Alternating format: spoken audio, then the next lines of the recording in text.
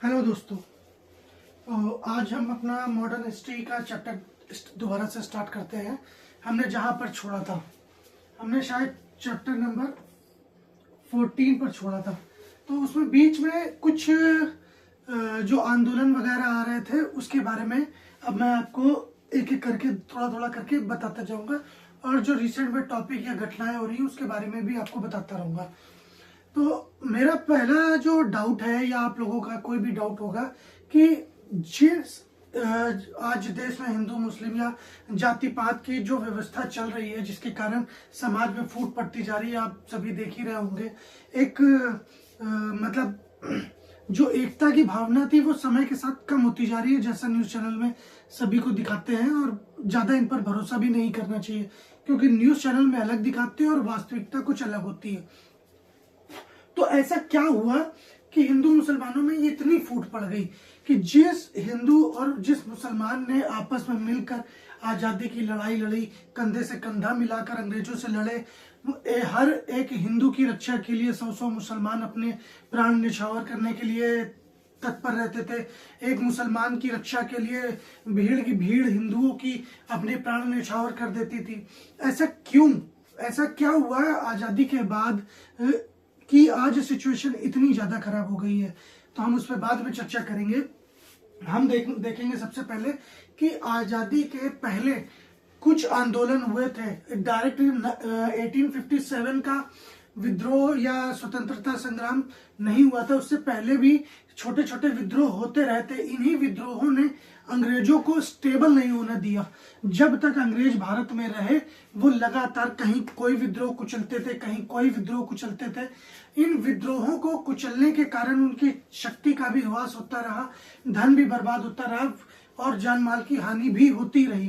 तो ये विद्रोह अपने आप में एक महत्वपूर्ण स्थान रखते हैं। भले ये सक्सेसफुल ना हुए हों, लेकिन इन्होंने अंग्रेजों को परेशान बहुत किया, लॉ एंड ऑर्डर को मेंटेन नहीं होने दिया। तो अंग्रेज हमेशा ही भय के वातावरण में ही रहे। तो पहला जो आंदोलन था वहाबी आंदोलन, इसे वली उल्लाह आंदोलन भी कहते हैं। वली उल्लाह आंदोलन इसलिए कहते हैं क्योंकि जो शाह वली उल्लाह थे उन्हीं के नाम पर इसको वली उल्लाह आंदोलन कहते हैं। ये 1702 से 1762 तक इनका कार्य जीवन काल था। इन्होंने इस आंदोलन का नेतृत्व किया। इनका इस आंदोलन का जो प्रमुख जो पर्पस था, जो उद्देश्य था, वो क्या था कि इस समय अंग्रेज भारत में आ चुके थे और पाश्चात्य प्रभावों से भारत में प्रभाव पड़ रहा था। सभ्यता संस्कृति संकरण की स्थिति में पहुंच रही थी। तो इन्होंने मुसलमानों को मतलब पाश्चात्य सभ्यता और संस्कृति से ना भटके, मतलब के प्रभाव में ना आए, और वो कुरीतियों मतलब जो आधुनिक विचारधारा से दूर रखने के लिए वो आज, ताकि वो केवल शरिया को ही पालन करें, और जो किताबों में उनकी कुरान में या जो धार्मिक ग्रंथों में लिखा गया है वो उसी का पालन करें। नई किताबें, नया ज्ञान ना लें और उनका रहन सहन ना बदले। इसके लिए ये आंदोलन चलाया गया था, कुरीतियों को दूर करने के लिए। मतलब आप इसको ये समझ सकते हैं, इस आंदोलन का प्रमुख उद्देश्य मुसलमानों को डेवलपमेंट से या साइंटिफिक अप्रोच से दूर रखना था, ताकि वो पथ भ्रष्ट ना हो जाए।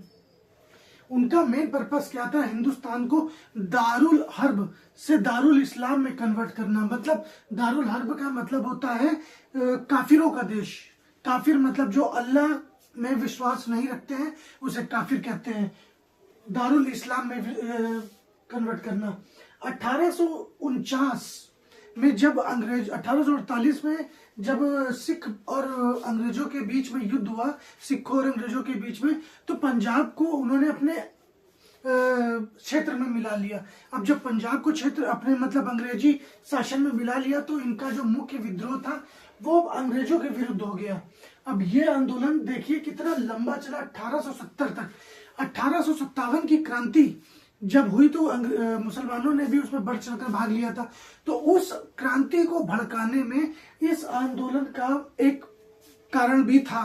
क्यों? क्योंकि मुसलमान अंग्रेजों से नफरत करते थे और अंग्रेजों के विरुद्ध षड्यंत्र करने का प्रयास करते रहते थे। ठीक है। अब दूसरा है टीटू मीर। इसे मीर निथान अली या टीटू मीर के नाम से जाना जाता था। ये टीटू मीर जी ने वहाबवाद मतलब वहाबी विचारधारा को प्रेरित किया। वहाबी विचारधारा मतलब शरीयत के कानून को पालन करने की क्या बोलते हैं, पालन करने के आदेश दिए या प्रचार किया। शरीयत के भी दो भाग हैं, एक है बेशरा और एक बाशरा, जिसके बारे में मैं आपको फिर बाद में बताऊंगा। ये जो आंदोलन था ये बंगाल में नील के जो किसान थे उनको प्रेरित करके करवाया गया था। क्यों? क्योंकि बंगाल में जो ज्यादातर नील के किसान थे वो मुसलमान किसान थे और जो जमींदार थे वो हिंदू जमींदार थे। तो इन्होंने धर्म का प्रयोग करके नील के किसानों को, मुसलमानों को हिंदू जमींदारों के विरुद्ध भड़काया और विद्रोह करवाने की कोशिश करी। बाद में अंग्रेजों का तो यही फंडा होता है कि जो भी लॉ एंड ऑर्डर मेंटेन करेगा उसको कुचल के रख दिया जाएगा। तो आतंकवाद का प्रयोग करके मुसलमानों के इस आंदोलन को अंग्रेजों ने दबाया। अब हिंदू के जमींदारों के विरुद्ध भड़काना, अब जमींदार है तो जमींदार हमेशा चाहेगा कि अपनी जमींदारी बनी रहे, पावर बनी रहे, तो इसके लिए वो हमेशा ताकतवर से साठगांठ करने की कोशिश करते थे। इसीलिए वो अंग्रेजों के ज्यादा करीब थे, क्योंकि अंग्रेजों को जमींदारों से ही टैक्स मिलता था, तो अंग्रेज ज्यादातर जमींदारों को ही सपोर्ट करेंगे। इसीलिए हिंदू जमींदारों और अंग्रेजों ने मिलकर बंगाल में आतंक मचा के रखा था। Thank you. अब अगला पढ़ते हैं अलीगढ़ आंदोलन। अलीगढ़ आंदोलन के बारे में ज्यादातर लोगों को पता ही होगा। अलीगढ़ आंदोलन के जो मुख्य संस्थापक थे वो थे सर सैयद अहमद खान। अब सर सैयद अहमद खान के बारे में सभी को पता ही होगा। क्यों? क्योंकि इन्होंने ही रचना नहीं, स्थापना करी थी अलीगढ़ मुस्लिम यूनिवर्सिटी की 1875 में। तो क्या होता है कि इनका जन्म हुआ था 1817 में और 1898 में इनका निधन हो गया था। क्या हुआ कि 1857 की क्रांति में जब हिंदू और मुसलमानों ने मिलकर अंग्रेजी शासन को उखाड़ फेंकने की कोशिश करी, तो उसमें अंग्रेजों ने क्या किया कि कुचल तो दिया। अंग्रेजों ने उसके बाद मंथन किया कि ये आंदोलन हुआ क्यों, इसका मेन रीजन क्या है। तो इसमें जो मुख्य भड़काने की जो भूमिका रही, उन्होंने उसके लिए दोषी माना मुसलमानों को। क्यों? क्योंकि हिंदू शुरुआत से या विचारों से उदारवादी थे थोड़े, और मुसलमानों में धर्म के प्रति निष्ठा कुछ ज्यादा ही थी। इसीलिए उन्होंने माना कि मुसलमानों की उग्रता की वजह से 1857 का विद्रोह हुआ है। तो उन्होंने हिंदू और मुसलमानों को अलग करने के लिए एक नीति तैयार करी।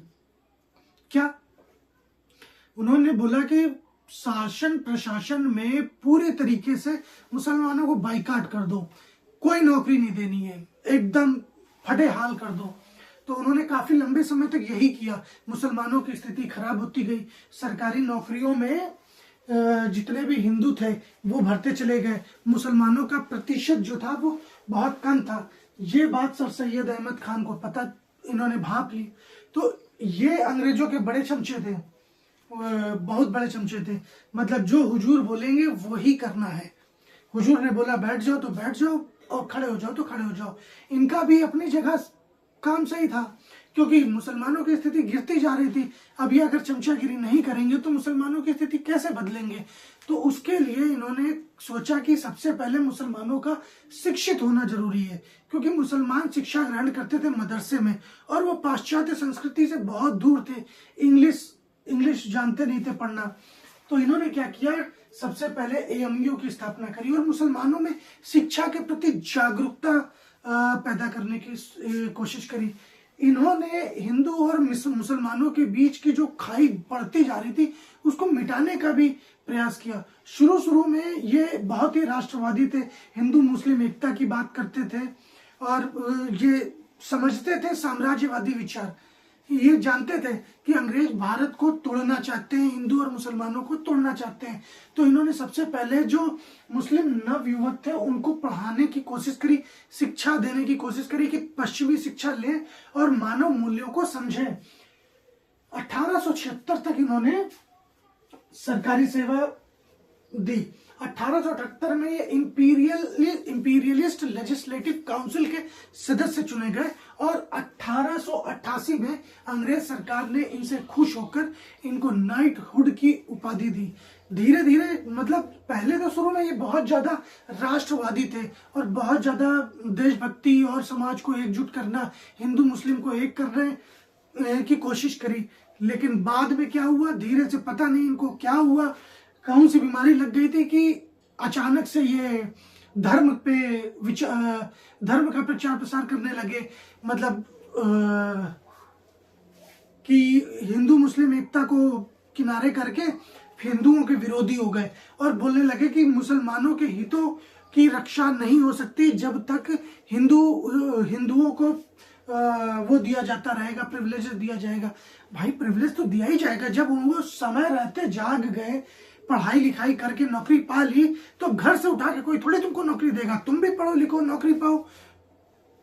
तो ये पता मतलब कुछ ऐसे कारण रहे, सामाजिक परिस्थितियां या जो हिंदूवादी विचारों के कारण या मुसलमानों की दयनीय स्थिति के कारण ये अपने पथ से ही भ्रष्ट हो गए और इन्होंने मतलब अपना जो अंतिम समय है वो आज जैसे नॉर्मल मौलाना उलेमा मुसलमानों को भड़काने की कोशिश करते हैं वैसे ही विचारों का प्रयोग किया। लेकिन इनका जो सबसे अच्छा काम था वो था अलीगढ़ मुस्लिम यूनिवर्सिटी का, क्योंकि मुसलमान तभी आगे बढ़ेगा जब वो शिक्षित होगा, पुरानी परंपराओं और रीति रिवाजों को छोड़कर आगे बढ़ेगा।